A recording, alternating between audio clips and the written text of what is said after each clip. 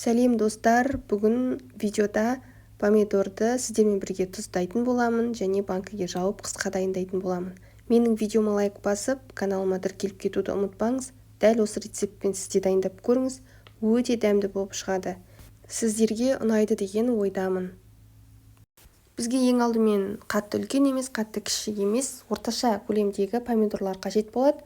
Одан кейін сладкий перец, чеснок, укроп және лавровый лист қажет болады. Содан кейін банкілерді дайындап аламыз.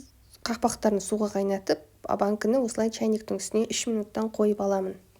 Стерилденген банкімызға алдымен укроптарды салып шықтым. Одан кейін 3 штуктан чеснок салдым.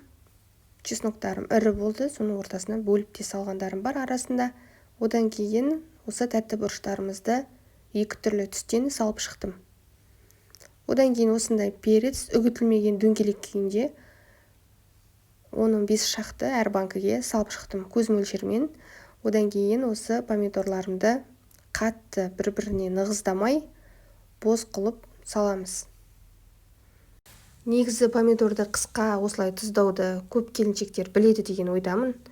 Просто мен өз рецептіммен сіздерге өзім қалай банкіні жабатынымды сіздермен бөліскім келді.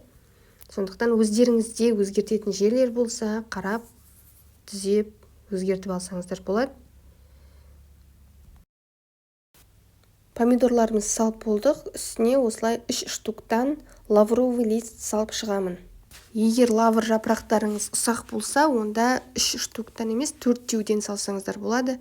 Сразу бетіне сақырлап қайнаған, прям ыстық суды осылай құйып шығамыз. Бетінеден құю керек, сіздер мен жерде бетінеден құймағанмын. Бетінеден құйып, қақпағын үстіне қойып қоямыз сразу. Одан кейін 20 минуттай тұрады бұл суымыз. 20 минут тұрғаннан кейін осылай қайнатылатын ыдысқа, кастрюльге құйып аламыз. Әрқайсысын босатып, құйып, қайтадан бетіне қақпағын қойып қоямыз. Жаңағы мына шыққан суды тағы да бір қайнатып аламыз. Суымыз прям қатты сақырлап қайнауы керек. Одан кейін банкілерімізге 2 ас қасық секер, 1,5 ас қасық тұздан салып шықтым әрқайсысына. Және жаңағы қайнатылған суымызды үстіне құйып шығамыз. Прям үстіне толтырып құямыз, сосын қақпағын міндетті түрде солай қойып қоямыз бетіне. Мінекей, құйып болдық, енді біз уксус құямыз үстіне.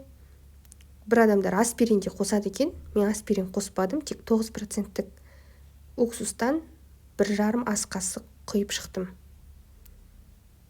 Және бізде мынадай банкіні жабатын өзінің құрылғы бар ғой, енді өздеріңіз білесіздер, сонымен жауып шықтық.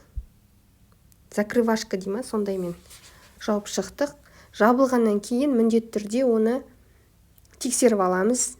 Осылай аунатып, қараймыз, су ағып тұрған жоқ па, соны қараймыз. Бір жағынан ішіндегі секері мен тұзы ериді осылай жасаған кезде. Аунатып әбден тексеріп болғаннан кейін оны біз жылы жерге алып қоюымыз керек болады.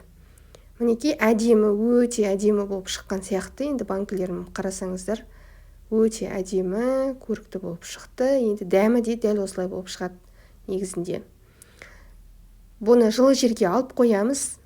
Бір түн үйде жылы жерде болу керек, содан кейін барып погребтеріңізге шығарсаңыздар болады. Менің каналыма тіркеліп кетуді ұмытпаңыздар. Рецептті сіздер де жасап көріңіздер.